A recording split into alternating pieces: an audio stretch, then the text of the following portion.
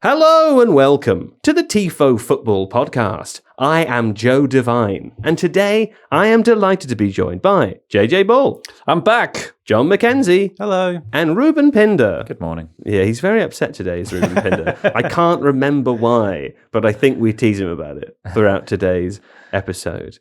Don't worry, we'll be leaving the room soon. I'll lift you up and take you with me so that you couldn't possibly get Just in the way. stay a metre apart. Of any goals. Now, what did we talk about today? Well, we run the rule over new signings of Arsenal and Manchester United during Arsenal's rugged victory, writes Steve Hankey, over the Red Devils. We learn just how biased Steve Hankey is.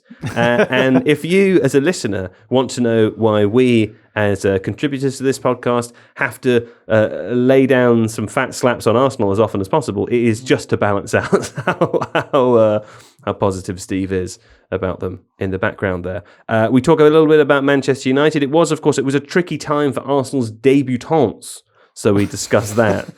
But some promising first appearances for Manchester United. Cunha, Mbemo, we talk about them all. And then there was the separation game. It was a fun separation game today. Yes, a lovely trip down memory lane, as usual. Later, we could combine a conversation about the 4 goals scored by Manchester City and the 4 goals scored by Liverpool. We relitigate which of those is going to win the league, if either. And we talk about Tijani Reinders, who had a terrifically exciting debut. Apart from that, what else? We were wrong about who will go down and who will go up. Were we? Were we wrong? Steve says we were wrong. So it's good that he knows. Were we? Were we wrong? Well, I don't know. You've written we were wrong. But then Had a lot going on. But then he's put a question mark at the end. But he's written it as a statement. So he's written it like this. We were wrong. We were wrong about who will go down and who will go up. Yeah. Question mark. Interrogative rise. We're starting to be worried, he says. You can write we're starting to worry. Bit of a Ron, You didn't Ron use Burgundy there, isn't it? The ellipsis, I don't think you pronounced properly. Okay, hold on. Sorry. We're starting to be worried. That's I think it. you mean a bit more it has to be, we're starting to be worried. You want me to do it again? Yeah, I think Can you so. talk me through it more, though? Yeah, I think the ellipsis here is like it's impending doom, isn't it? Okay. So like, we're starting to be worried. Yeah, better. That sort of thing? Okay, My great. dad texts like that, but never a full ellipsis. It's 2 dots. It's, okay, sounds good, space, ... space, thumbs up. I'm like, does it not sound good? Uncle Damien does that as well. It's always It's an 3 old man dots. thing. But it's between, yeah. My I mum think sends 2 X's, one a capital and one small after everything. Is that because She'll she's like, used the full stop? XX. But is that because there's a full stop before it? No. Because normally that I have would be no an idea why automatic this happens. capitalisation, It's just you know? like, okay, XX, but like XG, but the other way around. That's weird, isn't it? Maybe she just really likes the band The XX. Maybe. It's possible. It's unlikely, but possible. I've met your mother. I think it's unlikely. Hmm. Yeah. Not that she's not cool or anything, but I just don't think she's the kind of person that likes the band The XX. She's not. It's in a popular fantasy team name this season is Charlie XGX. That's fun. Ah. Right. Yeah. Well, what else happened? Why Ruben is wrong about the goal Crystal Palace had disallowed over really the weekend. properly. Why Ruben is wrong. about Why Ruben is wrong about the goal that Crystal Palace had disallowed over the weekend. I should That's just read the whole Tijani thing like Reinders' this. celebration. Oh yeah, he did, yeah. but with one shoulder very does, elevated into the neck. You know, why Ruben is wrong. And I make up a funny word. Yeah, I laugh at Crystal Palace. That is funny. Anyway, and then we play points are bad with one new rule. So it's exciting. There was a lot happened in today's episode. It's a rule that has been enforced, never been enforced since seasons before. So That's Ruben true. doesn't like it. No, it's inconsistently enforced, isn't it? Yeah, It's true. yeah. Alas. Okay. I wasn't involved in those seasons, so I don't care. I like how you're actually a bit salty. He's got a toxic edge, listeners. Enjoy the show. Well, where else to begin, of course, than with Manchester United 0-1 Arsenal. Here's a very, I don't know, you guys tell me what you think about this. I think Steve might be an Arsenal fan, based on the way that he's written this, as though nothing else happened in the game. There was no other narrative. Ready for this? I'm going to read what you wrote, Steve, okay? Oh, that'd be nice for a change. You said, Arsenal bravely battled their way to all 3 points at Old Trafford against a Manchester United forward line that cost over £200 million this summer. Or, he said, this part is supposed to be the balance to the part that I just read. Others, brackets haters, or parentheses haters if you're American, Haters might say an undercooked Arsenal dragged themselves over the line with a set-piece goal against the side that finished 15th last season. That's Steve's version of balance. Right Steve there. cares a lot about balance, doesn't he? He does care a lot about balance. He was annoyed about the fact that there was only one interview.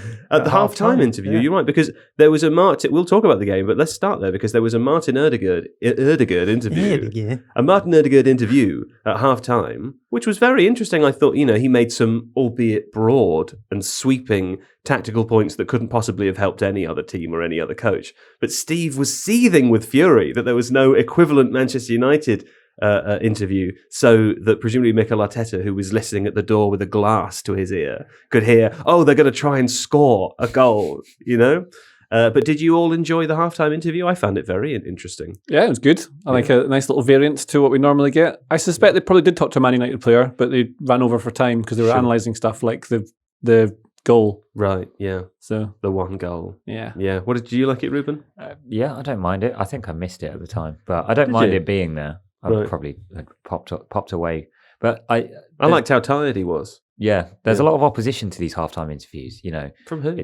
Just, fans who want to be angry at any kind of attempt at innovation. Right. But it's not actually a new thing. Like Jeff Shreves was doing it on the touchline before I was born. Right. So managers who were like, well, we're going to have to score a goal now, because there was a clip doing the rounds this morning. So, yeah, I think it's fine. The difference, of course, is that Jeff Shreves was playing both parts in those interviews. He was the interviewer, and then he was walking around the microphone and then answering the question. Going around telling people that they can't play in Champions League finals, yeah. Exactly, yeah. No, I don't mind it, really, as long as it doesn't, encroach on, the kind of the time and the space that the team should have at half-time. Sure. It's got to be quite limited, brief, quick. It was pretty quick. Yeah. It was 2 questions, I think, and it was about 30 seconds. Fine. And it looked like it had been taken just as Martin Ødegaard walked off the field.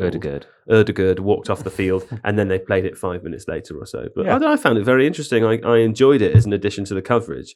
And I say more of that. I didn't hear one of a substitute who was substituted off. Was there one? Maybe no, we missed. Okay, so maybe they won't do all of them at once, and maybe it will vary. I think one of those things per game is more or less fine. I'm not saying that's what they do, but I think that's It'd be probably weird what to they should interview do. them all at once. I think it would be quite confusing. I think we should just pause the game at the 75th minute and then just let Have Jeff a drink Shreves break. walk onto the pitch. Yeah, offer a round champagne and say, "And how's it going for you? How are you?" Crudité. Yeah, it looks at the moment like Patrick Dorgu's running you ragged. Is that that wasn't written here in the brief? They by should the way. stop it after every interesting thing and then That would be debrief. good. Yeah, You'd after be like, the goal. "Wait, that was embarrassing, wasn't it?" Yeah, Like, what sorry, were you Altaba thinking? India, what were you thinking there for the one goal? Now, a third way of reading the game that Steve hasn't deigned to include here this morning would be that Manchester United were arguably the better team. I'm certain, without looking at the statistics, had more open play XG.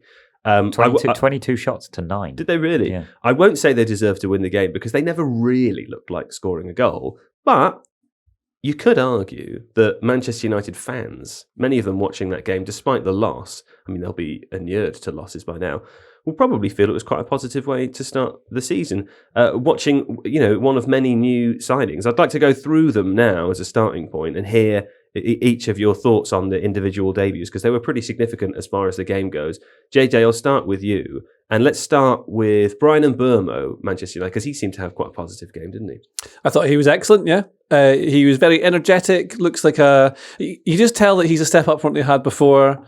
And I think he has the right mentality to be a Man United forward. He looked like he belonged there straight away. Some players come to Man United and you're like, I'm not sure this will work. Sure. I watched this game in a pub with my partner and she said he was man of the match. Really? He stood up that much, yeah. Yeah. I think that's good. I thought so as well. John, he had a bit of trouble interchanging with Ahmad, I thought, in the second half. But generally speaking, he always looked a threat, didn't he? Yeah, and I think there's a lot of questions to be raised about the dynamics on the right-hand side, because I started off with Dallo there playing a bit more of a outside role. But then, I guess bringing on someone like Ahmad means that the dynamics between them they're both sort of, in my head, players who want to get into goal-scoring positions, who want to sort of tease around the edge of the opposition block and cause problems there. So it'll be interesting to see how Amorim brings them both in. But I think it was kind of interesting watching. I've watched the game 3 times now, which I kind of wish I hadn't, because it wasn't the best game. I wish you hadn't as well. It is very interesting how much there's a sort of directness now to Manchester United, which I don't know, it almost feels like one-dimensional. Feels like they're like, well, we're going to get the ball into dangerous areas and see what happens. So there was a lot of activity for players like Mbeumo and Cunha and I guess Ahmad later on as well, where it's like just get the ball. And so it felt like you mentioned that Manchester United like largely did control the game. We'll maybe talk a bit later about how they managed to like actually control Arsenal's high press quite nicely, and it meant that they had in the end they had a lot of possession. I think it's like 60-40 or over 60-40. But it didn't, like you also said, it didn't feel like they generated any kind of chances from that control. And I think they had a lot of space. Yeah, and I think that once Arsenal go a goal up, then they are going to probably be a little bit more. I thought Arsenal were very conservative on the day, and the Arsenal players were wildly off the pace, I thought. We'll hold that thought because we're going to come to that Arsenal debut. But I think just to bring that thought to a close, it then felt as though that Man United were able to sort of control the early phases of their build-up. But then they didn't do a huge amount with it. And a lot of the time it was trying to find these players and then seeing what they could do in situations where either they were running in behind or they won second balls after they'd gone long. So Cunha, I think, maybe is an interesting example of what happened when they were winning those second balls, right? Because he's receiving the ball in deeper areas, and then actually some of the better chances that United actually created was for him picking the ball up deeper and running at the Arsenal defenders. So again, I think it's a very clear blueprint of how Man United are going to play against bigger sides this season, is that they are going to lean into the chaos a bit more. They are going to rely on the fact that they've now got these three sort of very chaotic front three players. And I think it's going to be fascinating to see how well that goes for them. But to me, it felt as though they did what they were trying to do. Just to bring that thought to a close. Yeah, sorry. But to me, it felt as though they did what they were trying to do last season, but they did it better because they've got better players doing it. Yeah. But I still think that the questions remain about whether or not the meta-level conversation about the tactical approach is going to work in general, because it's all well and good controlling the game in many respects, but if you aren't able to, because I think the average XG per shot was like 0.06 or something like that, which is much lower than so basically what they've done is they've created volume of chances rather than quality of chances, and that's kind of where I'm interested to see how they progress from here. So you thought Brian Mbeumo was good. Matthias Cunha, John's mentioned it there as well. He had maybe less space, less of the ball, less of a benefactor of the things that John's talking about. But he seemed to do more with it, Ruben. Yeah, he made it stick a few times. And obviously he started as the main number 9 with Mount to his left. But long term, you would assume that Cunha will play the left forward role with Sesko starting through the middle. So he was playing a role that he's probably not going to play that much, but that versatility is part of the reason why they've signed him, I think. And I really enjoyed his solo run when he didn't have much support and thought, I'll just go on an adventure, and managed to kind of bundle his way through Gabriel and just run out of steam at the point where he wanted to shoot, and you could tell that he was just stretching for it, which kind of took the power out of the shot. Yeah. Love a bundle, though. Yeah. I love to shout bundle when someone is doing a bundle through. You know? And it was kind of Suarez-esque, a bit like Ekitike's gone on Friday, where you kind of like just try and go through the defender and it bubbles around and then ends up. But no, Cunha was good and Mbeumo was good. Like, he was a big upgrade on what they had in that position last season because of his physicality. Like, there was that big switch of play from Mount that found Mbeumo in spaces they were kind of countering, and being that outlet. Obviously, he's like just physically way more imposing than Ahmad and Garnacho and Mount and Anthony and Sanchez and all those options that they tried last season. So yeah, I was impressed with them both. They both look like good signings, but typically with Manchester United, not necessarily the priorities that they should have had this summer, as good as they are. Yeah. I mean, Sesko only played for like 25 minutes. Hard to really make a judgment about it, JJ.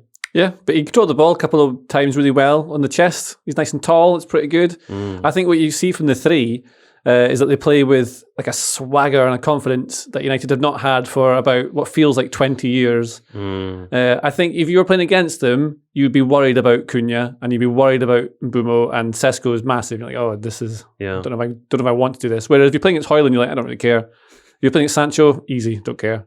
And then who's the other one that played on the right? Ahmad. Ahmad did okay last season, but like Anthony, you're just like, well, just put him on his right foot and it's fine. Yeah. There's suddenly a lot more to worry about. Yeah, and like I was talking about how they need to get a midfielder in because that's where the real depth is, and I was really impressed with how they played and how that didn't actually stand out in the way I was convinced it would, judging on how I watched like all their pre-season games and how I kept seeing the same issues. They suddenly weren't there against one of the best pressing teams in the entire world. Sure.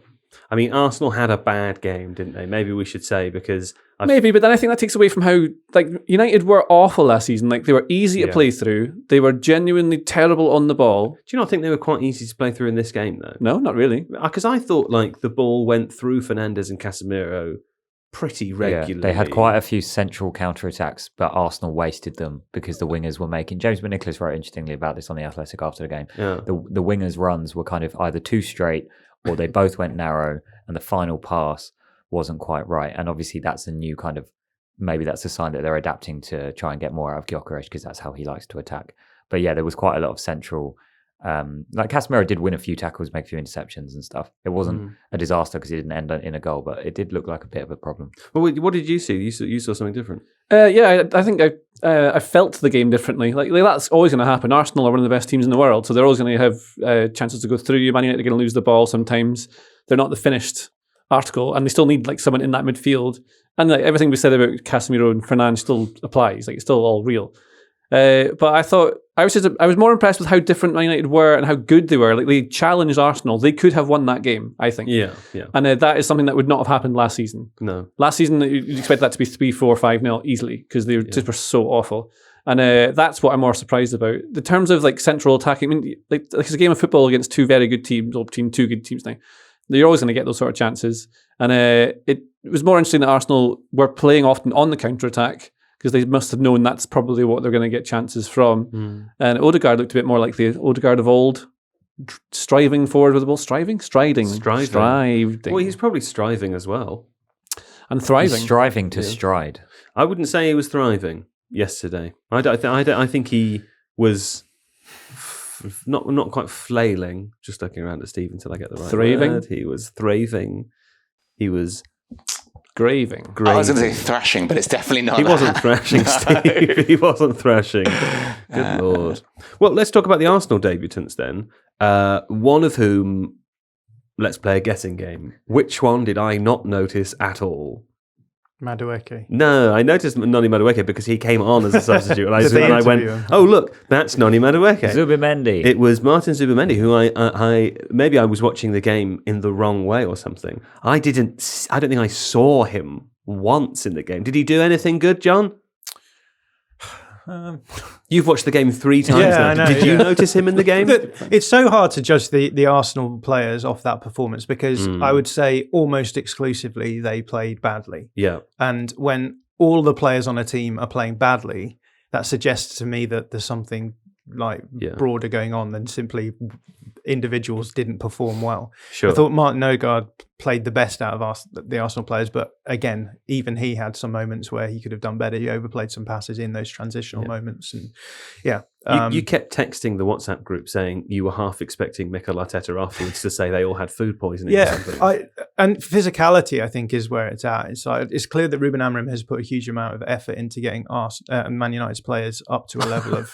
I hope he's not putting effort at getting Arsenal ready. That would explain why he's not doing very well. But. And I think the physical differences were pretty obvious. Yeah. Man United looked the most athletic I've seen in... I think you sort of just said this as well, JJ. They look like the most aggressive they've been in 20 years. Yeah, and I think that's why I said before, I think that what's happened here is that they've now got the athleticism to be able to get more out of the system that they were playing last season. Whether or not that's going to be enough for that system to therefore be good enough to compete at the top level, I'm not convinced about. In games not like this one where there's not loads of space. Right, and like, okay, we know how they're going to play against teams who are at the top of the table, but what happens when they come up against teams like Liverpool and City now, who seem to be absolutely electric going forward? Sure, it's going to be a very different kettle of fish. So, but again, like what are Man United going to look like when they're playing against teams where they are expected to maybe control the ball in the final third a bit more, and they can't just rely on like hitting balls in behind or looking to win second balls? Those are questions that still remain to be seen. I somehow ended up talking about Man United. I know. About very interesting. Zubimendi had the second most touches for any Arsenal player. Really? And still didn't notice him. Wow. A lot of when you've had the second most touches for the worst team, does that make you the second worst player? Or But they won though, so he's the second most winningest player. That's true. He's the second most winningest and the second most worst. I think with when evaluating debuts for players like that who have arrived for a lot of money, we want to see something special immediately. I don't think Zubimendi had a bad game. He just didn't necessarily carve open. He didn't play a pass that got everybody off their seat. Yes. I don't think he necessarily did anything wrong either. Well, who else am I thinking of when I listen to you talk about what you just said? Because there was one other new Arsenal player, wasn't there, who didn't necessarily do anything really wrong, but also like I did laugh about 5 times. Are you talking about Viktor Gyökeres? I'm talking about Viktor Gyökeres. I feel a bit mean laughing, but there was that funny moment where he stumbled over it into the wide area and then turned around to do a cross that went over everybody's head. Yeah. It was just... was that after he'd completely bodied De Ligt shoulder to shoulder, and then... Or one of those 50-50s he won and played like a slightly overhit pass to Saka, and the other one he just crossed out backwards for a Man United throw-in. That's right. Yeah, I thought he did some okay stuff, but like it wasn't a very good debut. One of the things that stood out to me rewatching is just how far off the pace physically he was. Right. So there was a lot of times when Arsenal went quite direct and he barely won anything that arrived aerially.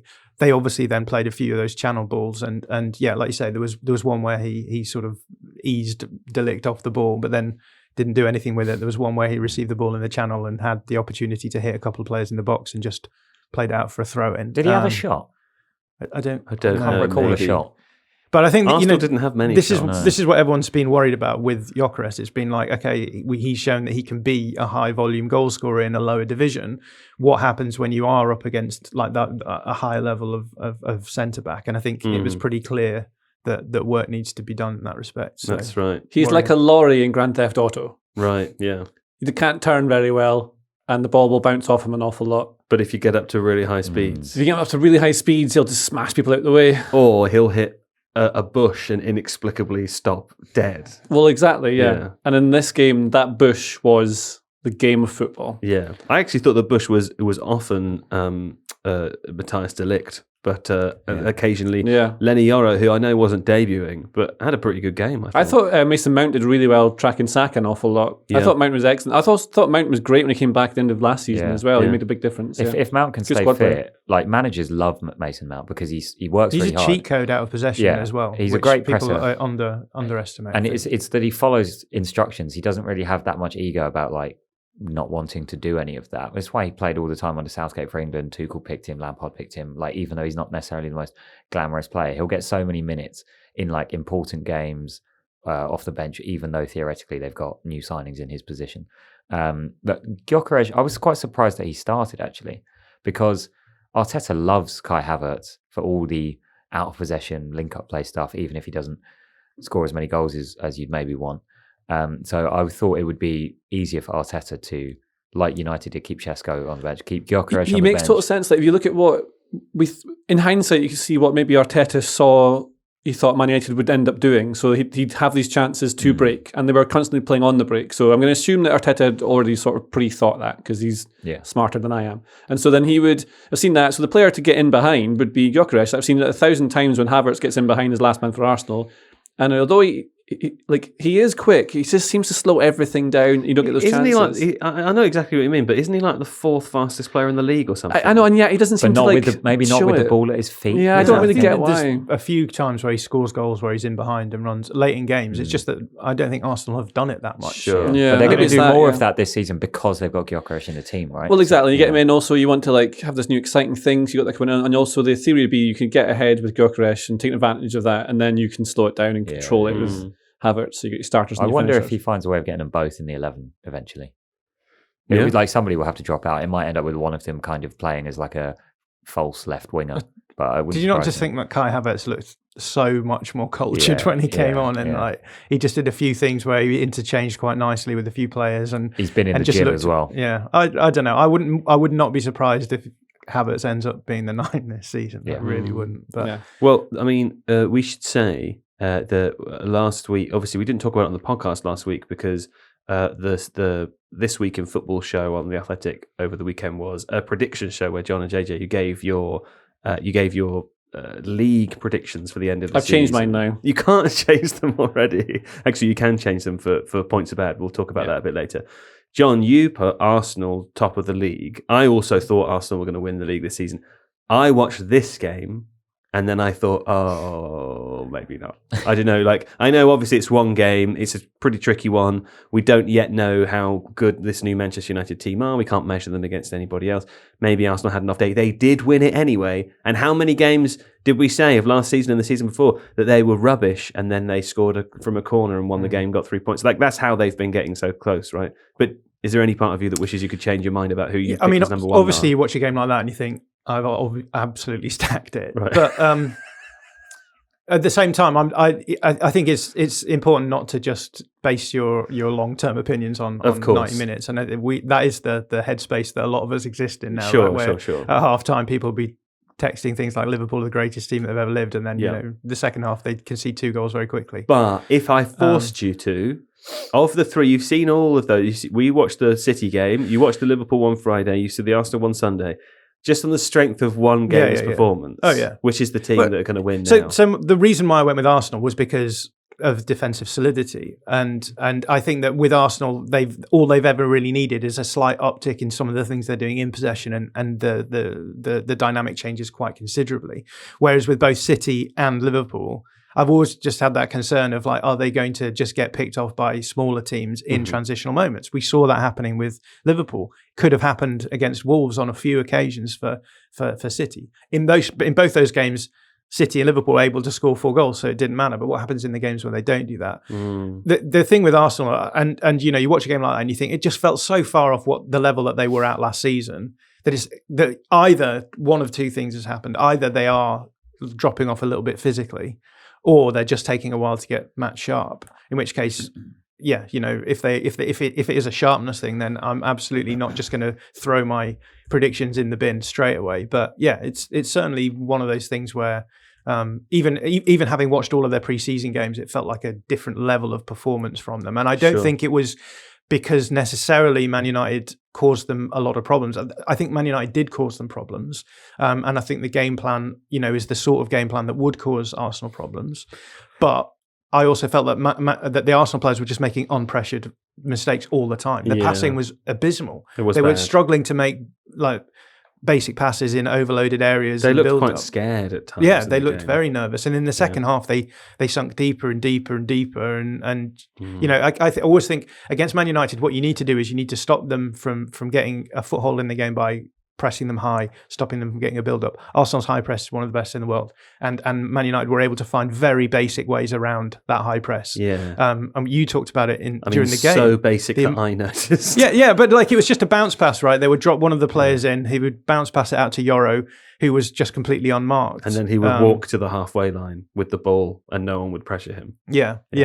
And then he would pass it to an attacker who would run at the goal. Arsenal did sort of tweak their high press a little bit, but yeah, it felt to me like they were being very negative. And you know that this is what happened last season. And I again, like, here's an example of me not knowing what's going on. But like I did a short last week where I was like, the indications we've had from preseason is that Arsenal are going to be more aggressive again in their high press, because last season they dropped off because teams found ways through it, and in this game they were immediately playing very conservatively with their high press. And I think that as soon as you give Manchester United that kind of foothold, it makes their life a lot easier. But by the end of the second half, Man United were able to progress the ball to the edge of the Arsenal box, and then we're just playing balls into the box, and it was again very agricultural, but it was making their life easier. It was like the Super Cup final where Spurs dropped deeper and deeper and deeper, and it meant that PSG could just attack and attack and attack. And against teams with players like Cunha and Burmo, Šeško on the pitch eventually, you probably will concede one of those chances eventually. Well, Arsenal have got quite a few tough games coming up in the next run of 5. So in their next 5 Premier League games, 3 of those opponents, Liverpool away, Manchester City at home, Newcastle away. I feel like we're going to learn pretty quickly whether it's a conspiracy to stop them getting a race ahead in the Premier League title race. Well, speaking of conspiracies, Ruben Pinder. No, we're not doing that bit yet. We'll do that bit in the second half. Let's play the separation game, shall we? Yeah, okay. Ruben, do you want to kick us off and then we'll go to a break? Sure thing. So this week, I decided to have a look at some world record transfer fees over the years. So I've decided that we're going to begin with Neymar, who still holds the world record transfer fee, Does it really? from his 2017 move to PSG, which That was makes 220, sense. was it? 220 mil. Maybe that will never be bettered. It did create a domino effect. I love that you just wanted to go for a wild take there, just out of nowhere. Maybe we will never go beyond So we'll that. begin with Neymar, and we'll go back in time to former holder of that record, Roberto Baggio. So you're going to go for Trevor Francis or whatever. Oh, Baggio. That's a long way away. That is quite deep. He played into the early noughties. Okay, cool. Well, speaking of early noughties, let's listen to some adverts about goods that you could buy. And we're back from the break, Ruben. Over to you. Well, Separation game. So I managed to do this in 3. Normally I make the route as I'm deciding who's going to be in it, but because I just plucked 2 players, I managed it in 3 and thought it was a fun, nostalgic route. But you and JJ claim to have done it in 2. That's right. Okay. Well, You claimed first. I did claim first. I claimed second. and John is still working on it. So let's hear JJ's 2, and I will check it as we go. Roberto Baggio played at Inter Milan. No, it's Inter. It's different to wrong. my 2. Well, that's good. Yeah. Oh, fantastic. Great. Yeah. So Roberto Baggio played at Inter with Nwankwo Kanu, who... What season was that? Kanu. What a player. Blimey. I don't know. And the Nwankwo Kanu, lovely. Lovely. Okay, between 1999, something like that. You ask Yeah. Ruben because we all know here JJ's got to be checked because the number of weeks now where we've listened back, or in the comments they've gone, hang on a second, they were 3 years apart and no one. That's not true. I'm always legit on it. Nonsense. I've got every single one right. There was one the other day. there was Gabriel one the other day Jesus, which Gabriel went Jesus, 4 James years James apart. Milner. It doesn't matter. Continue. What? Kanu played 1 game for Inter in 98-99. It's good enough. You've got to be checked, mate. That's all I'm saying. You've got to be checked. No. I've got it right. Carry on, though. Finish. Kanu played with Fabregas at Arsenal. Oh, Who played with Did Neymar he? at Barca. Hang on, Did he? hang on. I'm not sure about that. Yes, he did. Oh, no. Listen, JJ, we just have to check because, as we all know here, you have to be checked. Says Fabregas started 2 games, one as a sub in the League Cup, in 04-05. as did Nwankwo Kanu played 4 games and scored 2 goals. In 03-04. Yeah. Do they have to play? yeah. Do they have to have played in the league, or can they? That's what play I in asked the before. cup? Any Good question. No, I'd say all competitions is All fine. comps. All comps is fine. Competitive games. Okay, Close one. and Fabregas played with Neymar at Barcelona. Is that- Correct. Yeah. It's good that we live checked him there, guys. He did. Well, Well, that's yeah. nice. That's a nice pathway. I mean, it's by the barest of margins, but it's an excellent run. But it works. Yeah, no, well done. it's also going to run my names quite close for quality Okay. as well, because I've got completely different routes to you, but they're both also excellent players. So Roberto Baggio, Yeah.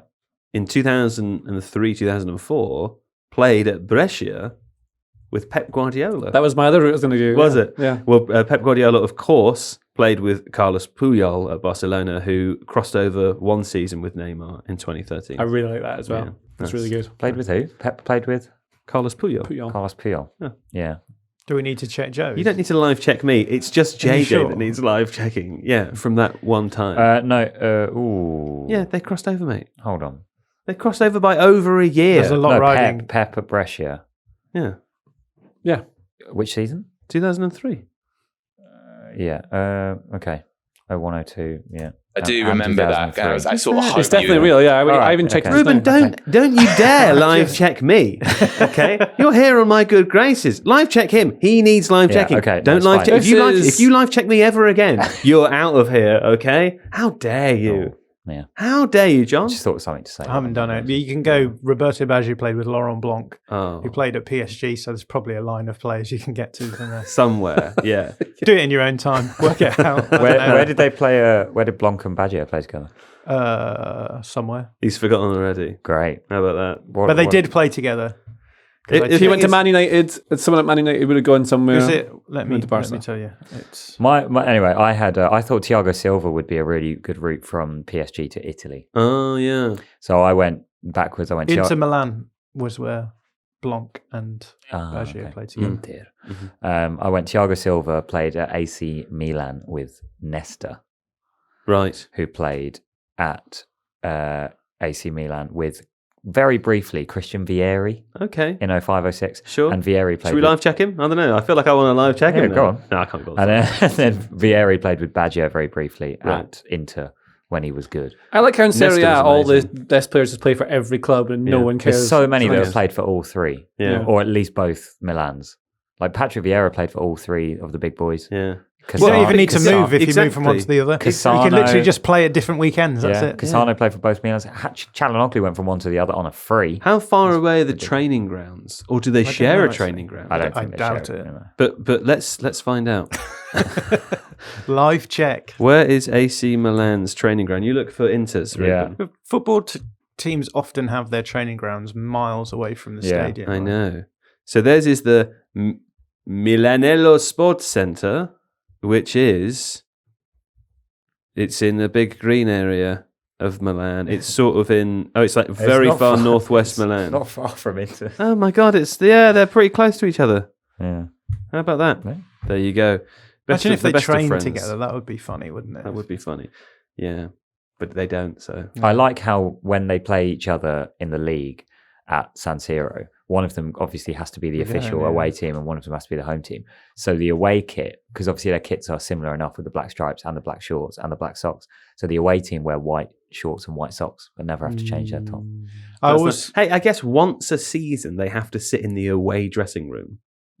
They're probably identical. They probably They are. probably have their own dressing room, probably. Do you think Well, so there's they've got, three like, dressing 4. rooms there? Oh, As in like One well, not in use. As in like they probably use the away dressing room for the other team. If Do that you makes think? sense. I don't know. So there's 2 dressing rooms. One of them's Milan, one of them's maybe, Inter, yeah. and then it's just the other. rather sitting than there. it being like flip. I wouldn't like that though. I wouldn't like every other weekend there was someone in my dressing room. You know what I mean? I wouldn't like that. Yeah. It's got my name above. I also the think thing. the other They funny should have thing is 3, that they have to change. They like have to hot change desking. the entire like decor within the stadium Sure. match on match, right? Because you can't just have your fans stick their stuff up. You have to be like, right, we're taking it all down. Well, yeah.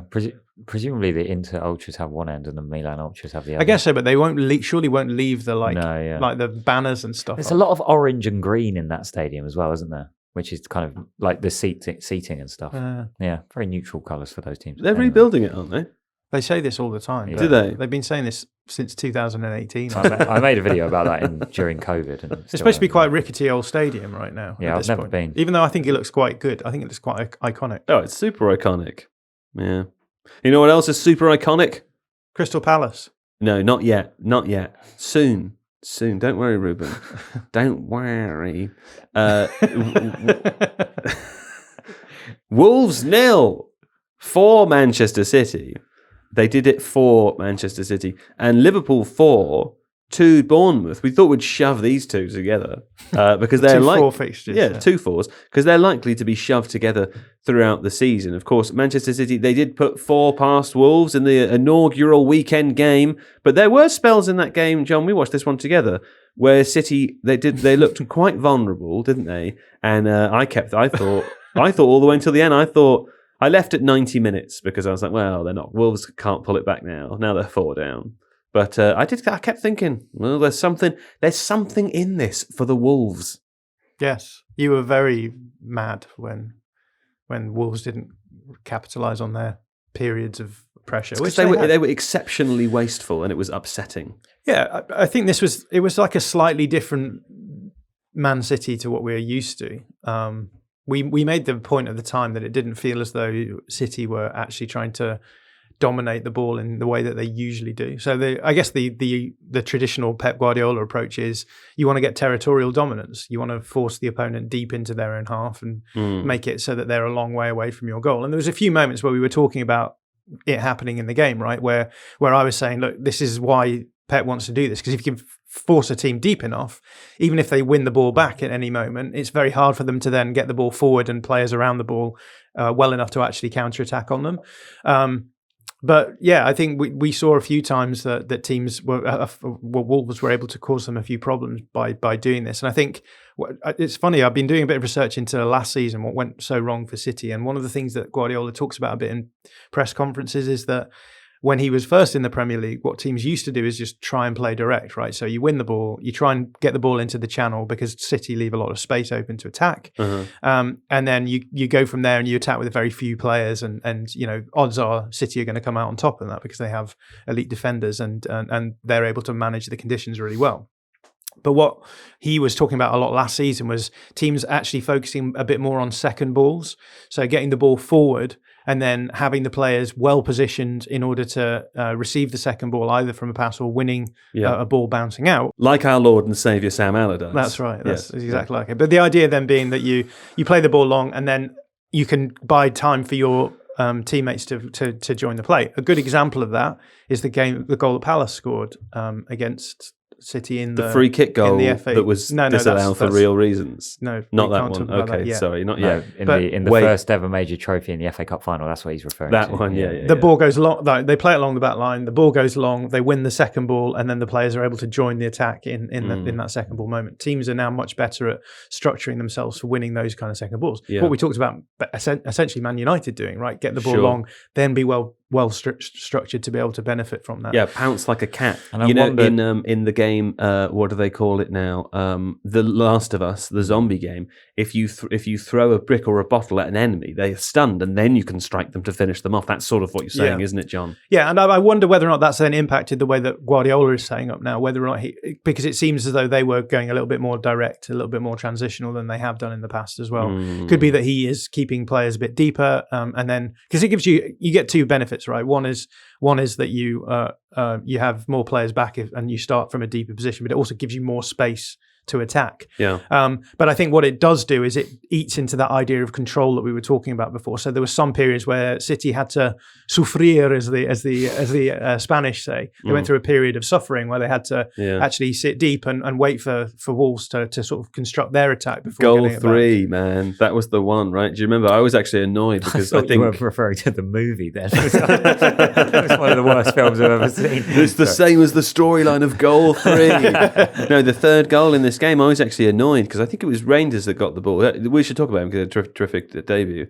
He had an opportunity to play Haaland in. He didn't. Haaland was furious. I was furious because I just have a bloodlust for goals.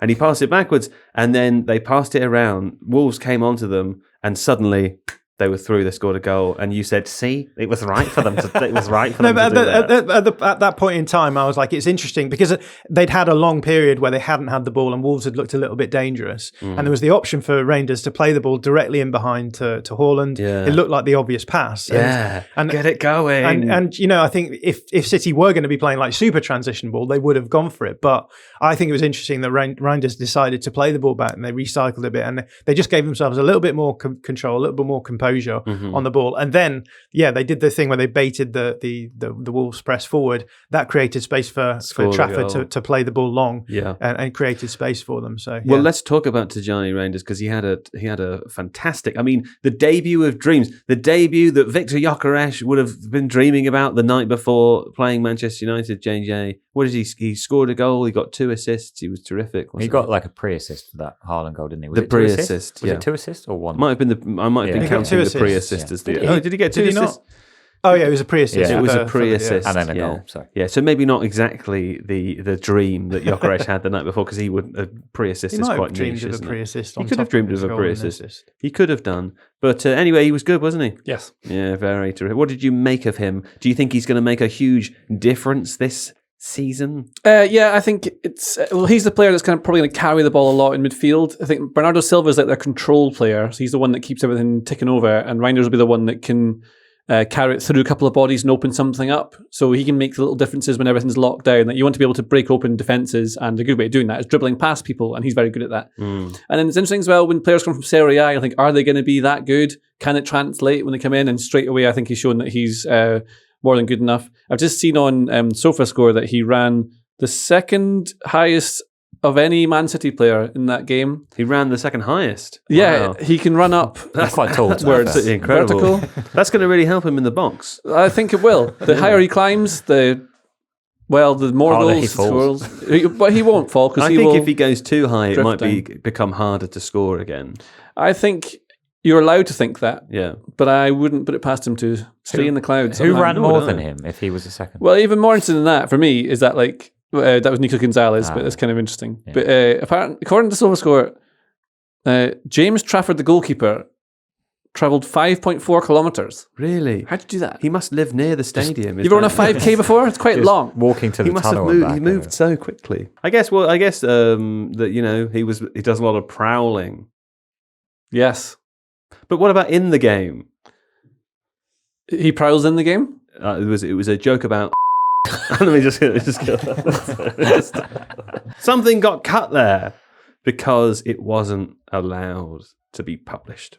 Now, Tijani Reynolds, that was anyway. The point is, we pushed these two games together, didn't we? Because we want to talk about the title race. The other game here was Liverpool 4 to Bournemouth, the opening game on the Friday. Liverpool, Ruben, also have a lot of new players, some new and exciting players. How did they do you think? And do you still think they, are going to be up there or thereabouts towards the end of the season? Yeah. Such a weird way of asking that question. Yes. Well, I believe it was I who said recently that they'll win a lot of games 4-2, 4-3 this season. Right, it was. Yeah. So not true yet because they've just won one. Yeah. Yeah. But you said 4-3 as well. So can you claim this one? Can you claim 4-3? I said 4-3 in the group chat and 4-2 on Did Twitter. You say 4-2? Yeah, on Twitter. After this game, though? No, before this game. Someone should live check him, I think. Yeah, all right. I think he needs live checking. Which given that I said that, I don't know why I then put I think they're going to win a lot of games 2-0 this season. Jeremy Frimpong and Kanate into my fantasy draft team. I think they're going to win a lot of games 2-1. Yeah. What do you think, JJ? 1-1 bot? Oh, yeah. Yeah. Yeah. You think that, yeah. What were you saying? I thought Ekitike looks a serious player. I think Ekitike looks as a good player. I think that as well. I think I said that recently. Yeah, I mean, I a lot of tweeted people it, would have said that. Can you remind me what else I said recently? What else did I say recently? I think you said all the teams that would win this week. I did say that, yeah. Yeah, and you also said believe it was you. that free kick at Stamford Bridge was correctly... No. Yeah, Liverpool look really good. I've seen Florian Wirtz getting a lot of heat for maybe like not being influential enough. But I think John said it was... I believe... What? I believe it was me who said last week on the podcast that there's questions to be raised about how they use Florian Wirtz. Right, yeah. Because initially, like before they signed Ekitike... Or maybe it was Joe. Was that you? I don't believe I know who it was. Like he's playing as number 10 because like that kind of works, given that they've got, Gakpo proper left-sided forward, they've got Ekitike in front of him. Yeah. But then the domino effect of that, we haven't seen Gravenberch yet in that game or the Community Shield. Yeah. You end up with Szoboszlai playing as an 8, and I really like Szoboszlai as a player, but he's very run with the ball up and down. He's a dynamic player. Mm-hmm. And, that can leave McAllister maybe a little bit stranded at times, flying fullbacks. Same problems that, John raised after the Community Shield. They're going to be quite vulnerable on a break. They look a lot of fun going forward. I'm going to enjoy watching them win a lot of games 4-2. I believe it will be so. I thought Wolves were really good. I thought Wolves were great. Like I thought, because they're going to be, I assume to be in the relegation spots, but I thought I know they got done 4-0, but I thought they were genuinely impressive in that game. Yeah. The thing is, I agree with you. I thought attitude, application, terrific. They were athletic as well. They took the game to Manchester. There was like City. 20 minutes when you felt like, oh, there could be a thing here. Absolutely. Unfortunately, the end of every single one of those individual moments was dog. And like Spinazzi was offside every single time. Yeah, he offside every single time. Or like the final pass was awful. There was an incredible cross played across into the corridor of uncertainty. No one's there to get an end in it. What's the name of the striker? Strand Larsen. He's Strand Larsen. Yeah, well, I kept calling him. What was I calling him? It was funny. I can't remember. It was something really funny. I think it was Jorgen Larsen. Oh, yeah, it was Shit Larsen. That's what I was calling him. Yeah, because we're just in that specific game. I can see that he's clearly a good player. You're right. That was funny. I found it frustrating. I believe it was me that said. I don't know. I found them annoying, and so I agree with you. I think on the strength of that performance, you might go, well, there's a team that could stay up. However, it all was fruitless, wasn't it? All of their efforts were fruitless. Yeah, and then like in that Liverpool game, the way that, well, like obviously at halftime, like, oh well, they're just going to fly away with it now. But to get back in it as Bournemouth, as again, it's a very interesting thing to happen because they're not quite as all powerful as they might be, and I can see why they'll have little stutters. I think I said this maybe last week or some other place. I said that I think Arsenal will beat all the top 6 teams. Liverpool won't. And that'll be a difference in where they end up finishing. Arsenal might struggle against smaller teams who can lock them down. Yeah. But they're the masters of beating the big teams, whereas Liverpool will, I think, batter a lot of the smaller teams. Yeah. come up against it when they're playing. Like, Liverpool v Arsenal is super interesting because that could be two entirely different ways of playing. Well, that's in 2 weeks' time. Oh, that's good then. Very exciting. Okay, so quick whip round now. After one game, just one answer, no more words than that. Who's going to win the league of these three teams? I'll say City. John? Wolves. No, come on. I don't know if one of City or Liverpool or Arsenal, I think. One No word. shit. Just say one. Everyone listening can see I'm forcing you to do it. No one is going to hold you to off it. the basis of this weekend, Manchester City. Okay, Ruben? I'm saying City too. Okay, great. I think Arsenal now. I'm still saying Arsenal. I think Arsenal. I would have said Arsenal before this weekend, but because Sure. I'm fickle and you've... You know, One, this is stupid. Not like I always have stupid theories, but you know, like the teams that win the league in the past, oftentimes they don't start it electrifyingly well. Sure. They tend to build into it later in the season, and I think that's something that like Sir Alex Ferguson did very well. What Pep Guardiola's done over time. and they tend to lose the Community Shield, like which is an example of that, like slow start. Oh, sure, but then I would say the way Liverpool started is like, bang, here we go. Whereas I'd say the way that Arsenal started is exactly the kind of slow build. Could apply to City as well, though, because even though they did win 4-0, they were kind of in the game. I think if they get through this, not get through, I think they'll just be fine this next few weeks. But when Rodri comes back in and he's actually fit, they'll be fine. 0.4 XG, guys. I think. Yeah, but it's because all the 5 XG they conceded with their Wolves were offside. Right, Their opportunities were there. It's worth maybe talking about John Stones because I think he was made great. a massive difference to the back line. I think even in terms of the organisational stuff, like those offsides, I think don't happen last season because the back line was just chaotic, and I think even those little differences make add up. Do you want to hear about Man City's upcoming fixtures? Yes. Because we're really going to learn how good their new team is very, very quickly. They are at home next weekend to Spurs. Very exciting. They're then away to Brighton before they're at home to Man United and then away to Arsenal. Then it gets a little bit easier. But they've still got Aston Villa coming up. You know, that's going to be a toughie. No easy games in the Premier League, Joe. If they get through, there are Until some. you play Burnley. There's one or two. We should talk about the ones that we thought were going to be easy though and weren't, because of the predictions that we made last week, one I found interesting. John, you kind of said that you'd wished, you instantly wished after you predicted Sunderland to go down and Brentford to stay up that you'd switch them round. And on the strength of just the first game of the weekend, Sunderland, of course, what was that, 3-0 against West Ham? Brentford lost 3-1 to Nottingham Forest. Maybe you were right to be wrong. Yeah. It's always easy to like predict after you've made predictions, and it's also easier to be like conservative when you're making predictions that a lot of people around the world will see. Sure. But yeah, I've been quite critical of Brentford and their activity in the summer, and I've been, with Sunderland, I was maybe a bit worried about their defensive ability, but they've brought in like basically a whole new back line in the last few weeks. Well, across the last week, so feeling maybe that they're going to be okay. Good game against West Ham. It was very much a case of them taking all their chances. It wasn't like they've come in and blown me away and been like, yeah, they're definitely going to be a mid-table side. But they looked solid. They took their chances. West Ham.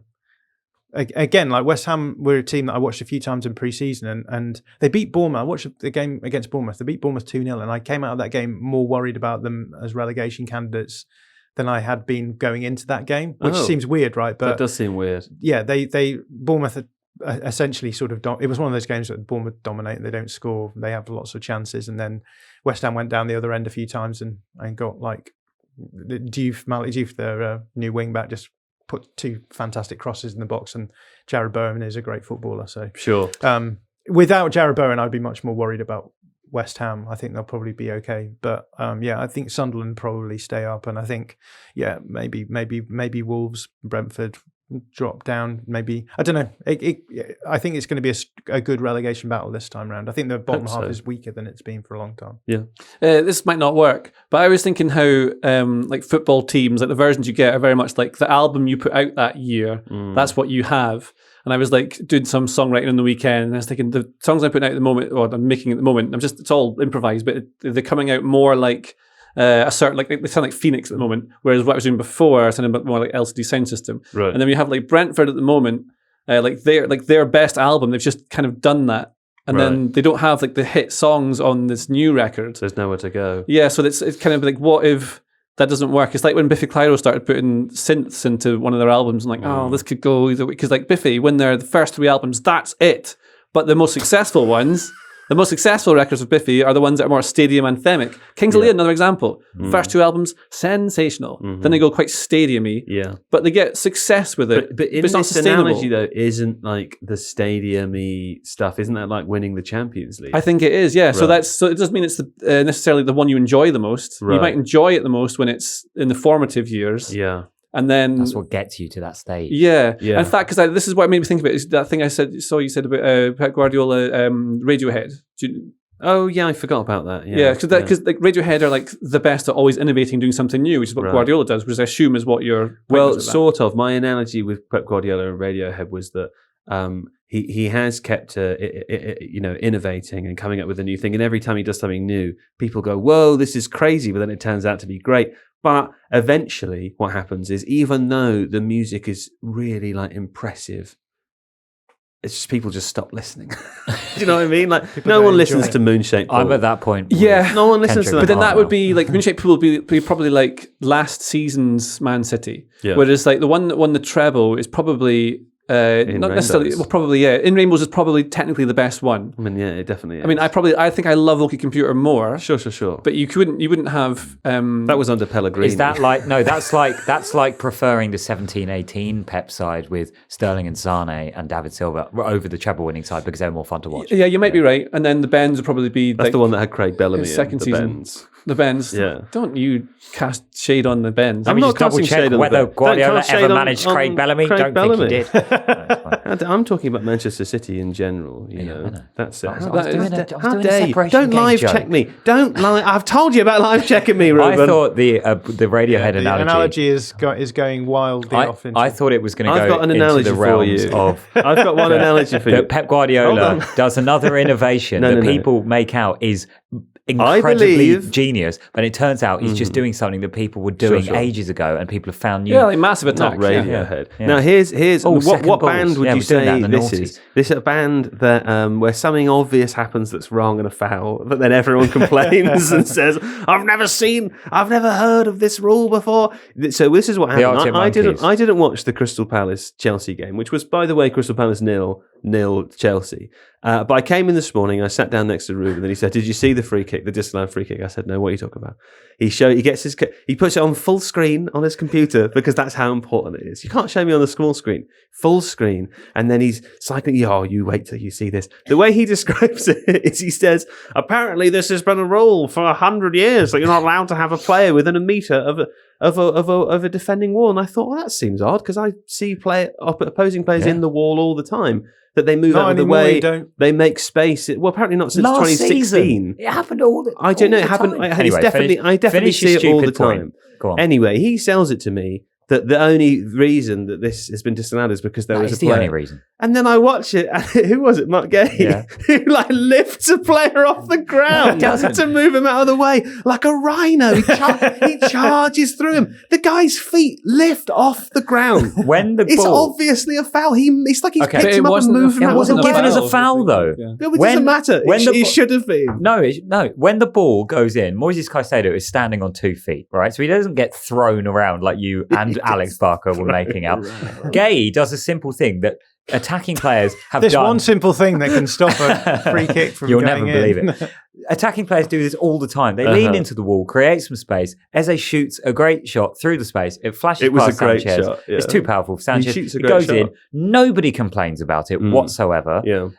Palace players celebrate 1-0 to Palace, and then some nerd with it goes. It was actually me. Oh, I was actually, doing VAR. in 2019 we brought in a law about being a meter or brackets a yard, not the same distance. nerd. Cheers. Of the wall. And apparently that's a reason to disallow it, even though I've not ever seen that rule enforced once. You sound like an Arsenal fan right I now. do. I That's know true. I sound like an Arsenal Ruben fan. Pender, I thought we retired the baby. But all I'm hearing, you can listen. I'm going to start in my football games. I'm going to start walking up to the goalkeeper, lifting him up, moving him out of the way, and then just scoring it in an open goal. But you would be within a meter, open brackets, yard, closed brackets. Well, indeed. Which is not the same distance. That's a terrible way to write a rule. I don't know. It's just Leave us a comment. inclusive, isn't it? It's Right for people in. who don't know what a yard or a meter is. Right into us. Leave us a comment. And I'm very curious to hear Last what season. people think. And listen, hold on. By the way, if you're a Crystal Palace fan, please declare your fandom when you leave a comment. Don't. It's fine. I believe that you believe it. It's okay. But don't. If you are a Crystal Palace fan, An important factor. Crystal Palace. Crystal Palace. You love saying pan when you talk about Crystal Palace. Crystal Palace. Why has that never It's a classic. occurred to me Such as a It's as a a classic phrase? FPL name. It's a classic FPL name. I've never heard of that. Crystal Palace pan is just that is really meaningless. Right? can't What could you believe do I've with a never thought Crystal that. Palace pan? It's a pan. It's also shaped like a Yeah, phallus. the handle. The handle is the phallus. The testes of the pan. But enough about mine and Jack's kitchen. Anyway, listen, if you're a Crystal Palace fan, just maybe don't even leave a comment because obviously I know you think it was a fucking goal, obviously. Don't care what you think. I care what neutrals think. Not Brighton fans, not other fans that Not Forest don't like, fans. Yeah, not Forest fans. I'm Not neutral. Chelsea fans. I just care what neutrals think. I think it's annoying that people who, you know how all these players are massive and very strong, but it's just sort of random when Especially Caicedo. when someone's physical with another player, when it's a foul and when it's not. Yeah, It happens sure. all the time. It doesn't make sense. It's like that feels like a foul, so it is.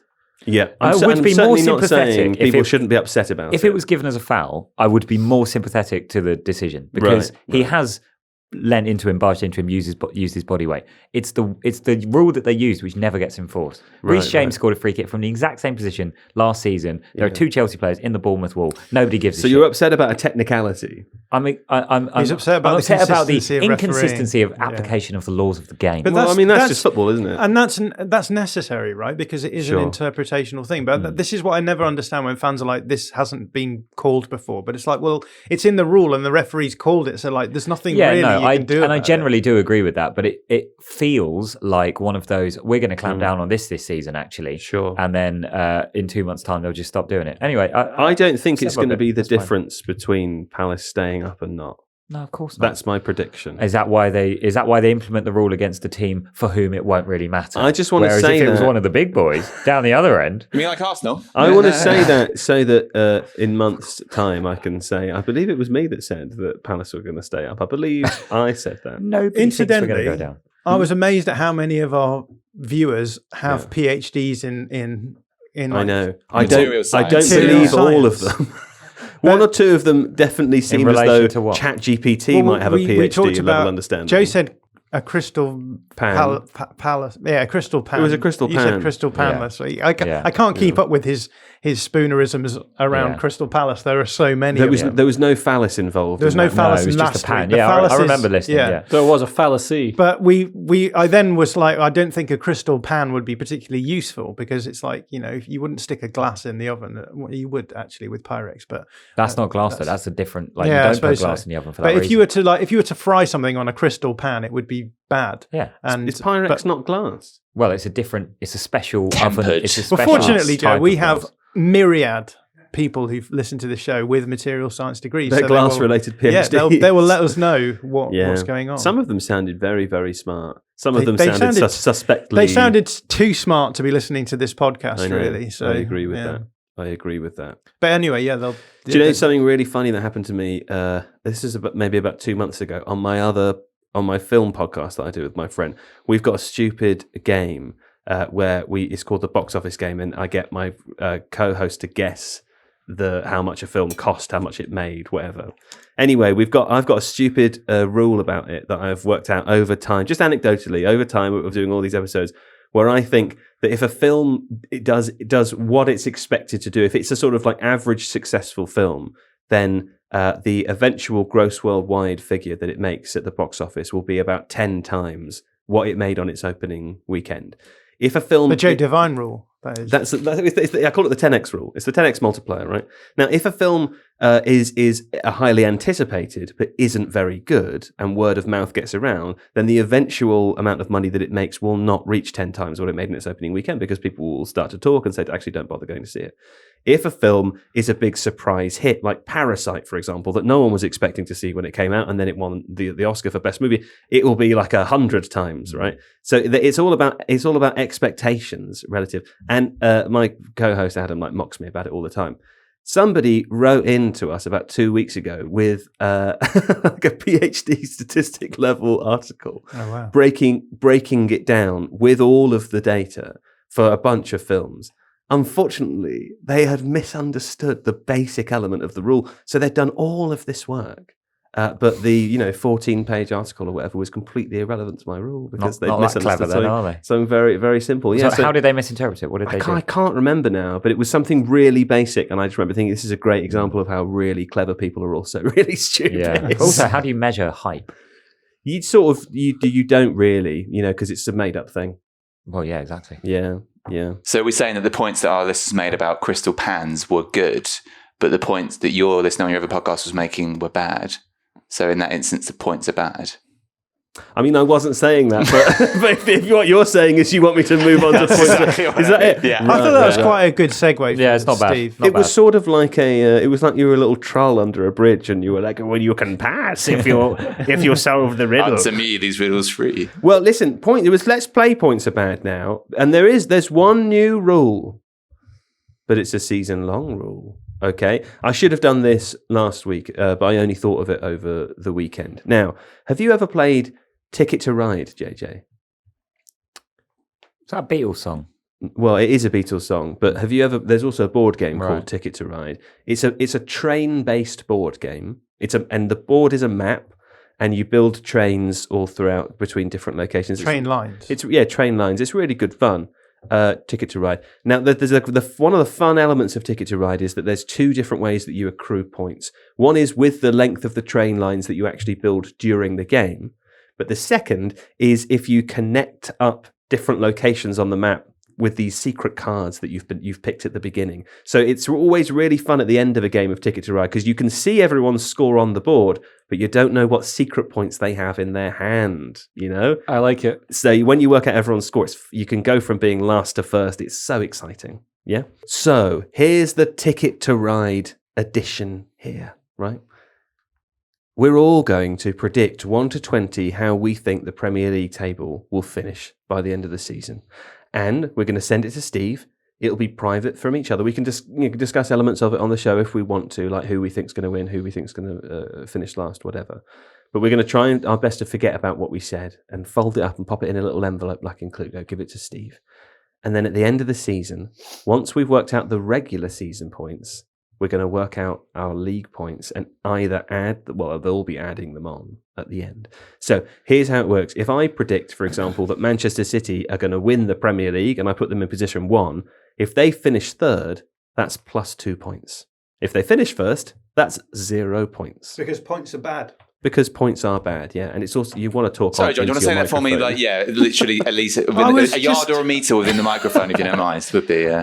That rule has never been enforced before, and some nerd in a technical box over there is now enforcing it. If I were to say that Crystal Palace finished 12th, but they actually finished 20th, that would be plus 8 points. And then your earlier prediction would have been wrong. It would have been wrong. Or will have. And for each of us, Steve will go through and we'll live check him. Don't worry. We'll go through the working and we will have one total number of points of how incorrect our league was. And it will be added on to our final day total. I've already sent Steve my 1 to 20. Great. That's JJ. Okay. I want to change mine though. Nah, too late. You've already submitted it. Well, that's...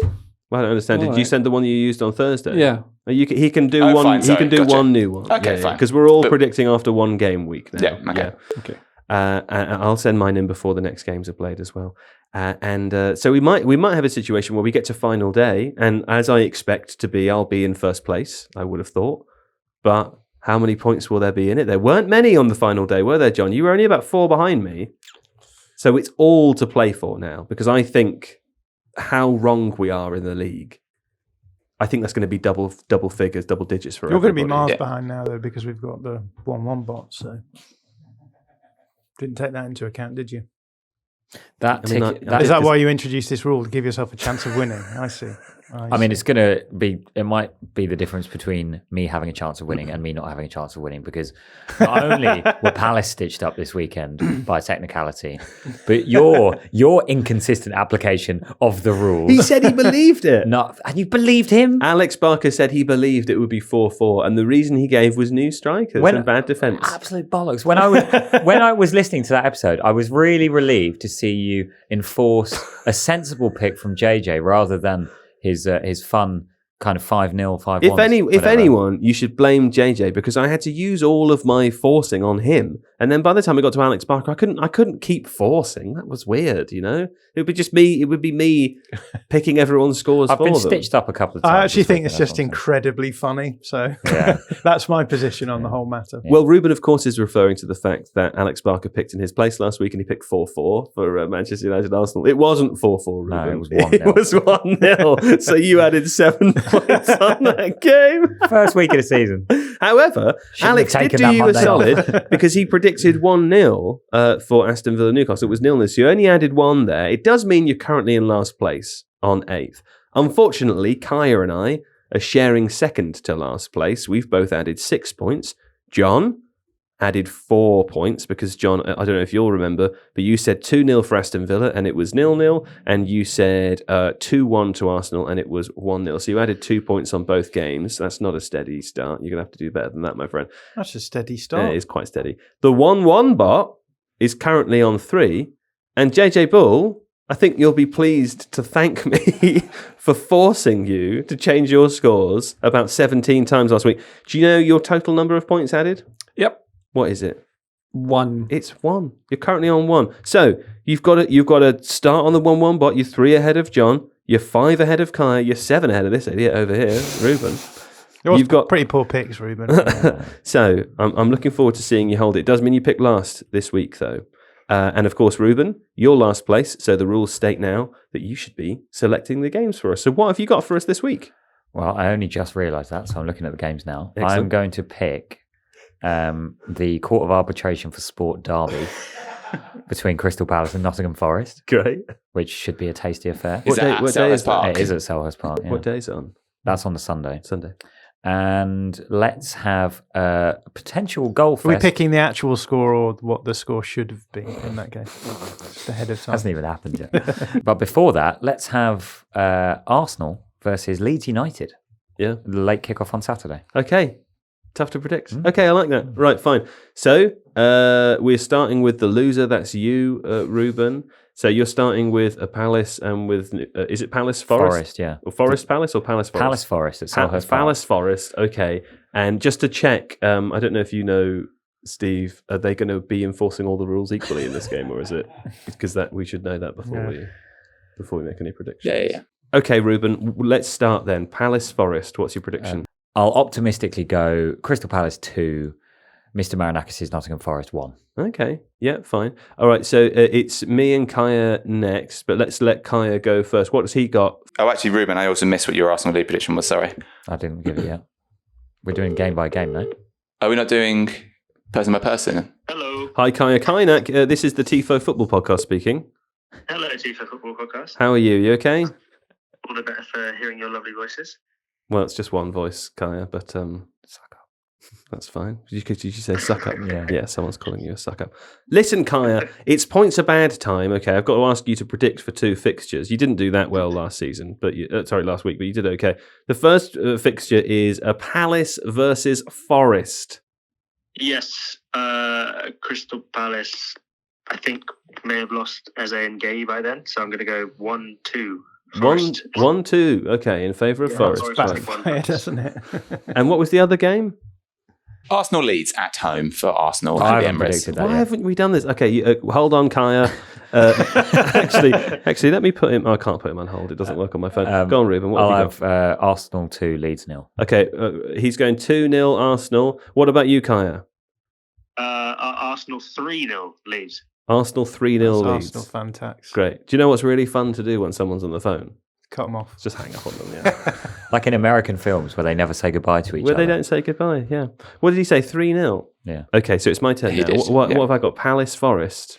Palace Forest, 2-1 to Palace and 2-1 to Forest have both gone. The 1-1 but obviously means that 1-1 has gone as well. What was the Forest score this weekend? They beat Brentford 3-1 They beat Brentford 3-1 at home. I'm going to say